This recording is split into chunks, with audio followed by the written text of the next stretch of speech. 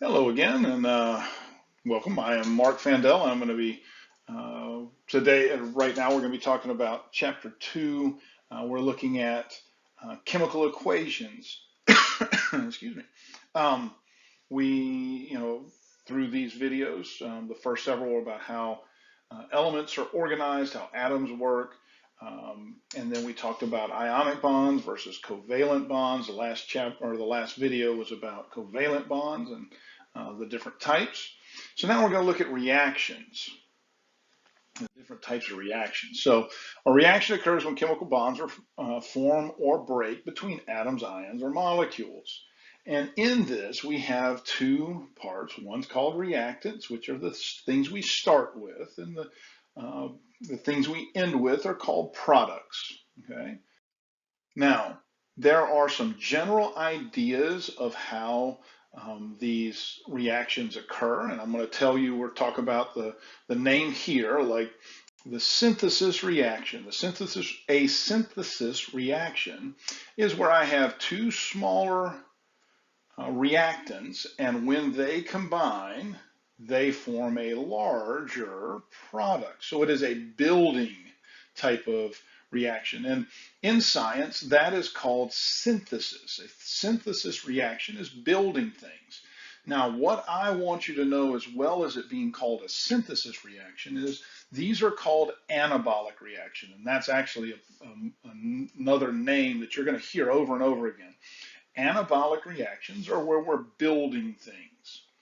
Then we have, which is the opposite, in this chapter we call it a decomposition reaction. That's where we start with a larger reactant and end with we end with a smaller product. So we start with something big and we break it down into small things. This is a decomposition reaction, but I want you to know it more as a catabolic reaction.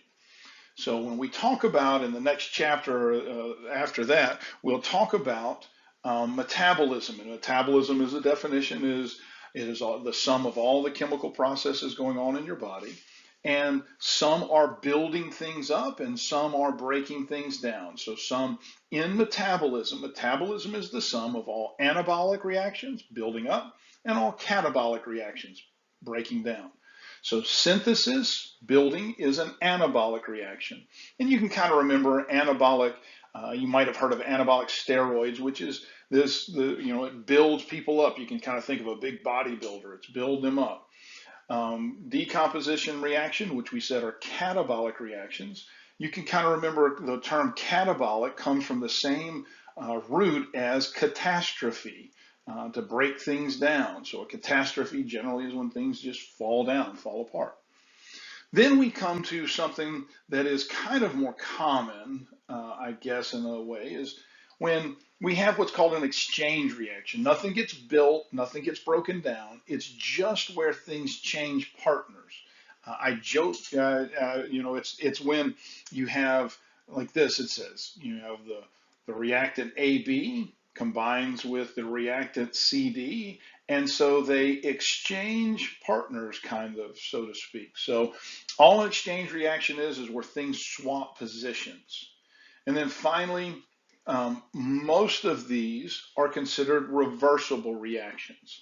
Reversible reactions are going to be a type of reaction that could either be synthesis or decomposition, either anabolic or catabolic, depending on the energy or the the gradient, the difference from one side to the other. So in our body, a lot of things are reversible reactions.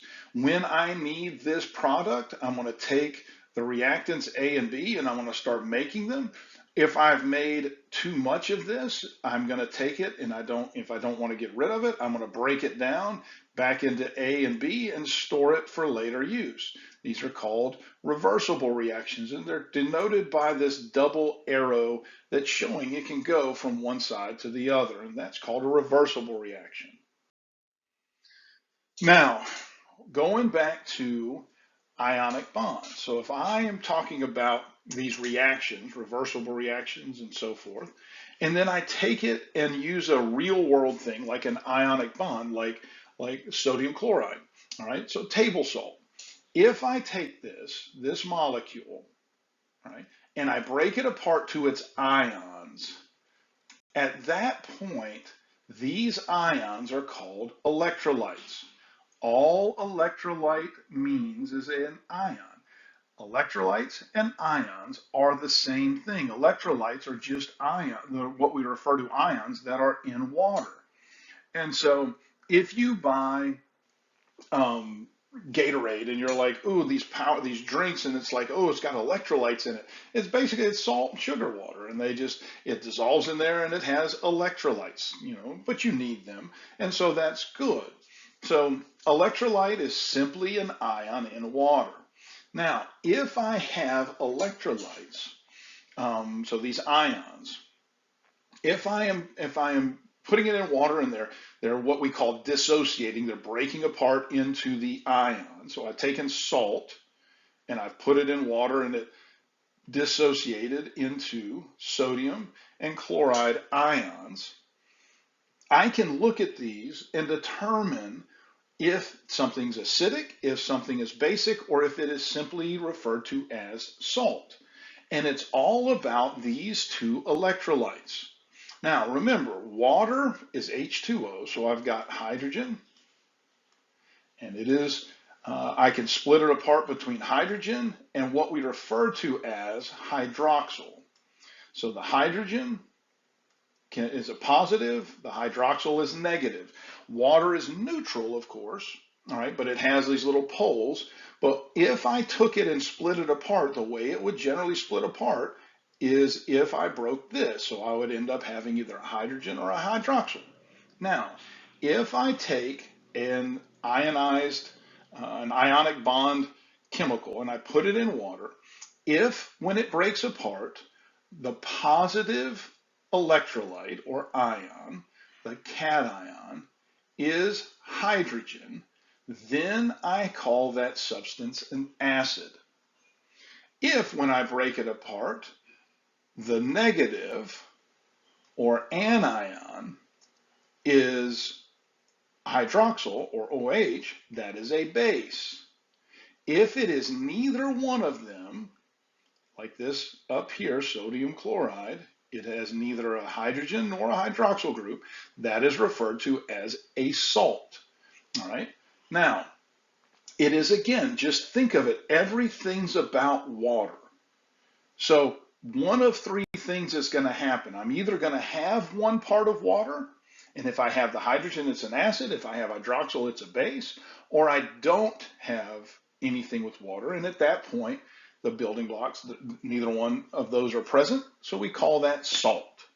All right, I hope that makes sense, but acids always have hydrogen, bases have hydroxyl. If it doesn't have either one of those, when it dissociates, it is called salt. Now, when we look at acids and bases, we will start referring to that as pH. So when we study acid and bases, involve a measurement of hydrogen ion concentrations in a solution, we look at the electrolytes and we start categorizing it as pH. Now, this is showing like this is a little part, this is meant to be a little salt cube, and as as the water starts pulling it apart, remember water molecules have that little positive and negative poles as they're going through there. And since these are ions, they're just electrically charged, those things are kind of slowly pulling the different the electrolytes off, the ions, and it starts dissociating it. So the salt dissolves. Right? Now, because there is no hydrogen or hydroxyl, that refers to this substance as salt. Now, pH, if we're looking at solutions, we can measure how much of one hydrogen or hydroxyl I have, and we call that pH. Now, remember, pH is the measurement of hydrogen ions.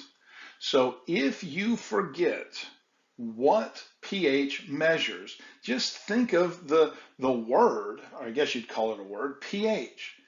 How often do you see a word that has the first letter as lowercase and the second letter as uppercase? That doesn't happen very often. So this is telling you, this is like a big neon sign pointing. This is all about hydrogen. Hydrogen, hydrogen, hydrogen. If you are Marcia, if you are stumped and you're like, man, I have no idea what pH measures, just think it through. The fact that the second letter, the H, is the capital letter is telling you it is all about hydrogen. All right. Now, I'm not getting, if we were in chemistry, we would get into this fact that it's as we move through this pH scale that there's a tenfold difference in ion concentration in every number. It's like this exponential thing. All I'm worried about with some basics here right now. All right. Now, if we look at the pH scale, let me get to the better one. If we look at the pH scale, which I think is the next slide, we'll see it. It goes from 0 to 14. And again, I apologize, I'm using a little mouse, little pad there, with 7 in the middle. 7 is neutral. What 7 means is, if I'm looking at this and the pH scale, it's telling me that for every 1 hydrogen electrolyte I have a corresponding hydroxyl group. And since I have 1 hydrogen for every hydroxyl, that means 7, the pH of 7 represents perfect water, H2O. It is balanced. Now, if I go to this side, from 0 to 7, that means I have extra hydrogens. I have excess hydrogens on this side. And the closer I get to 0, the more hydrogens I have. And that range is called acid. From 0 to 7 is the acidic range. Things closer to 0 are more acidic, which means there is a lot more free hydrogens than 7. 7 means there's no free hydrogens, because for every 1 free hydrogen, there is a free hydroxyl group, and we end up with water. All right. So on this, if I'm looking at it as a teeter-totter, a seesaw, whatever you want to call it, on this side, this 0 to 7 side, I have extra hydrogens. Now, from 7 to 14, in chemistry, we call this basic, or a base. Now, in the body, we're going to find out it's called alkaline. That's the term for physiological processes, alkaline. But in chemistry, you'd call it basic. And now on this side, what's happening is I have extra hydroxyl groups. So I have free hydroxyl groups. And so the closer I get to 14, the more basic something is. And that's the equivalent of a strong acid. A strong base and a strong acid are both very destructive, right? Now, the way you can measure it is, we measure it in the fact that we're looking for, as long as I know how many extra hydroxyl groups I have, I then know how many hydrogen electrons or hydrogen ions, electrolytes, I am missing. So for instance, if I had one of these little expo markers, right? So I got it like this, and I say that the cap is the hydrogen, the pin is the hydroxyl group.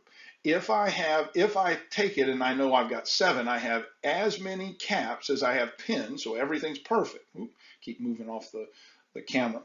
So if I know that pH is a measurement of these, and I take and I get towards the acidic side, I start losing these and I have extra of the caps. Now, if I have something towards 0, that means I got a ton of these, but only, none of these. So once I get to 7, I've got, for every 1 cap, there is a pin.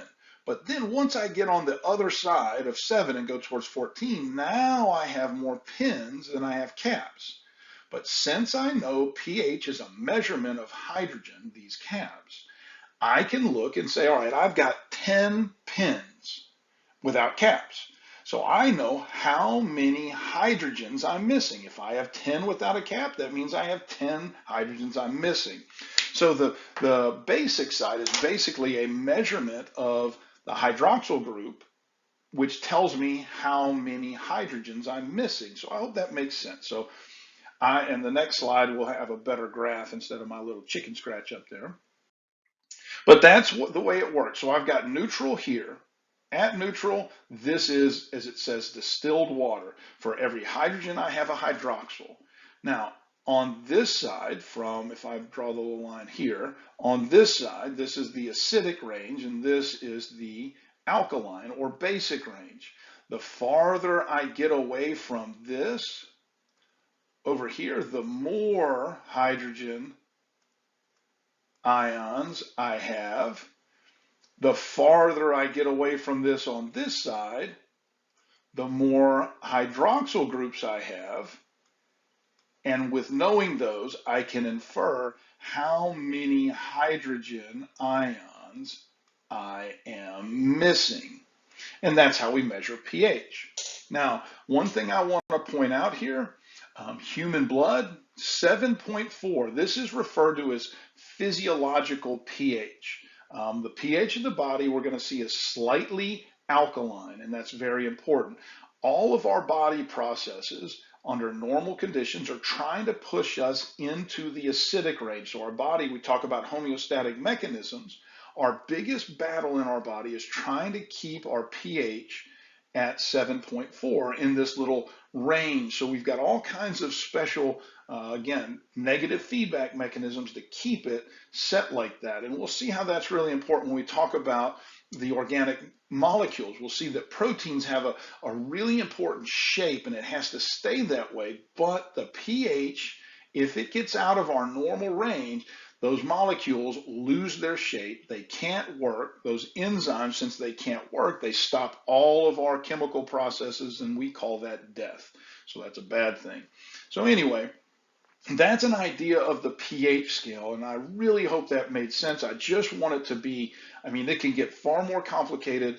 The thing is, pH is a measurement of hydrogen ions. Now, all measurements aren't positive. Sometimes you measure the negative part, what I don't have, right? And so 7 is neutral, 0 to 7 is the acidic range. From 0 to 7, if I look at it, 0 has a lot of hydrogen ions that are free. Once I get closer to 7, I start limiting and start getting a smaller number of hydrogen ions that are free. Once I get to the 7, I have, for every 1 hydrogen, I'm going to have this hydroxyl group. So we call that water. And it's distilled water. For every 1 hydrogen, I've got 1 hydroxyl. But then once I start moving on the other side of 7, I start having more free hydroxyl groups, which means I have a negative value for hydrogen. And the farther I get away from 7, the closer I get to 14, the more hydroxyl groups I have. And we refer to that in chemistry as basic. In the body, it is referred to as alkaline.